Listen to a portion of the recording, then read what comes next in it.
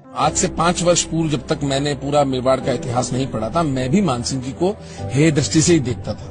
इसका मैं दोषी हूं, मैं स्वीकार करता हूं। लेकिन मैं आज बिल्कुल उल्टी दिशा में आ गया हूं कि मानसिंह जी तो कट्टर हिंदू थे और पुस्तक में मैंने इस बात को लिखा, हिंदुओं के रक्षक। उसका प्रमाण मैं देता हूं आपको। जो हल्दी घाटी का युद्ध है, हिंदुओं की तकलीफ क्या है? हिंदुओं को कष्ट ये कि हमारे प्रताप के सामने मानसिंह जी खड़े थे, यही हमारी बाधा है। हम तो नहीं, हम प्रताप की तरफ है। देखो, हम मूलतः हम प्रताप की तरफ है, तो जो प्रताप के सामने वो हमको शत्रु लगेगा। लेकिन अगर हम थोड़ी सी बुद्धि का प्रयोग करें और थोड़ी करुणा से देखें, मानसिंह जी वहां किस आधार से खड़े थे? मुसलमानों के साथ समझौता उनके दादा भारमल ने किया था। भारमल का भी परिस्थिति हमको सोचनी पड़ेगी। जब भारमल ने किया था 1530 से 40 के आसपास, तब तक सांगा की हत्या हो चुकी थी। जब सांगा जीवित थे तो इसी जयपुर के पृथ्वीराज कछावा ने उनके साथ खानवा का युद्ध लड़ा था मुसलमानों के विरोध में। पृथ्वीराज कछावा की हत्या हुई। राजपूत कॉन्फेडरेशन सांगा की हत्या के बाद छिन्न भिन्न हो गया। मेवाड़ के राजघराने में गृहयुद्ध छिड़ गया। वो विक्रमादित्य और वो जो राजा थे वहां पर, वो छोटे छोटे बिल्कुल, महारानी कर्मावती जो सांगा की विधवा थी, उनका मोह था इतना अंधा अपने बच्चों में, वो सारा वहां पर अराजकता चली। फिर वो उदय सिंह जी वो बचा के निकलती है पन्ना धाय, वो एक बड़ा लंबा, उस वक्त मुसलमानों से पंगा लेना ही तो किसी को सूझ ही नहीं रहा था। दूसरा साका हुआ जिसमें 35,000 हमारे राजपूत मारे गए। 20,000 स्त्रियां कर्मावती के नेतृत्व में जौहर करती हैं जब बहादुर शाह गुजरात का हमला करता है उनके ऊपर। तो हमारा वो जो कालखंड है सांगा की हत्या के बाद, तो राजपूत कॉन्फेडरेशन पूरा तहस नहस हो चुका था। तो उस गिवन परिस्थिति में भारमल ने मुसलमानों के साथ ये सोचकर समझौता किया, क्योंकि जयपुर के पास मेवाड़ की तरह अरावली की पर्वतमालाएं नहीं हैं जो उनकी सुरक्षा कर सकें। तो तोपें भी नहीं थी हमारे पास। खानवा के युद्ध में जो सबसे बड़ी हानि हिंदुओं की हुई थी, वो तोपों के कारण हुई। हमारे तो घोड़े और हाथी पलट के हमारे ऊपर ही आ पड़े, क्योंकि तोपों का हमें आइडिया नहीं था। अब जो हत्यारा समाज होता है वो उनको इजाद करता रहता है, जो विकसित समाज होता है वो बिल्डिंगें बनाता है, वो कविताएं लिखता है, वो अब मारने के हथियार क्यों बनाएगा? लेकिन इनका काम ही ये था।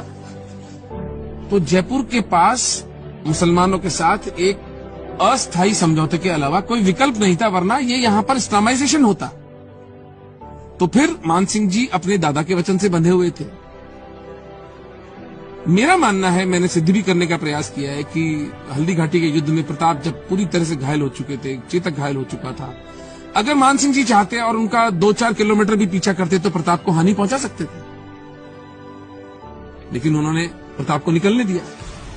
कहीं हृदय में उनके थी कि हाँ, प्रताप जीवित रहे। हल्दी घाटी के 1576 के युद्ध के बाद 1578 में मोही का युद्ध होता है। मोही के युद्ध में भाटी राजपूतों के साथ मिलकर प्रताप ने मुजाहिद बेग नाम के मुसलमान के साथ 3,000 मुसलमानों का वध किया। मुजाहिद बेग गया और उसने सहायता मांगी। उसने हरकारा भेजा मानसिंह जी के पास। 20 मील दूर थे मानसिंह जी। मानसिंह जी हरकारे को मरवा दिया और उसकी तरफ पीट करके जंगल की तरफ चले। कम से कम आधा दर्जन ऐसे अवसर आते हैं जहां पर मानसिंह जी मेवाड़ की सेना की प्रत्यक्ष या अप्रत्यक्ष सहायता करते हैं। प्रताप के मोक्ष के बाद उनके बेटे अमर सिंह जी पर 1605 तक 5 वर्षों तक मानसिंह जी अटैक नहीं करते, जबकि अकबर उनको बुला के कहता है कि आप सलीम के, उनका जो बेटा जहांगीर था, उसके साथ मिलकर, सलीम अय्याश था, शराबें पीता था, लड़कीबाजी करता था, मानसिंह जी ने उसको उसी में लगाए रखा। अजमेर से आगे लोग गए नहीं। अमर सिंह जी को समय मिल गया अपनी सेना को सुदृढ़ करने का। जितने घाट मानसिंह जी ने बनाए बनारस के अंदर, जितने मंदिर बनाए, वो कम उपकार है? कहीं भी मुगल सेना को, हिंदू गांवों को, हिंदू प्रजा को परेशान नहीं होने दिया। और मास्टर स्ट्रोक मानसिंह जी का, अफगानिस्तान जाकर मुगलों को और अफगानों को लड़वाना। आप सोच नहीं सकते, अगर अफगान यहां आ जाते और मुगलों के साथ संधि कर लेते, इस देश का इस्लामाइजेशन नहीं रुकता था भैया। रोक नहीं सकता वो। तो बड़ी बड़ी ताकतें उनको आपस में लड़वाया। मानसिंह जी केवल सेना नायक थे, 1000 कछावा राजपूत गए थे, बाकी सब मुगल सेना थी। मारो साले एक दूसरे को। तो मानसिंह जी का तो उपकार मानना पड़ेगा हिंदू समाज को कि उन्होंने बहुत कठिन परिस्थितियों में, बहुत विषम परिस्थितियों में हिंदू धर्म की रक्षा की।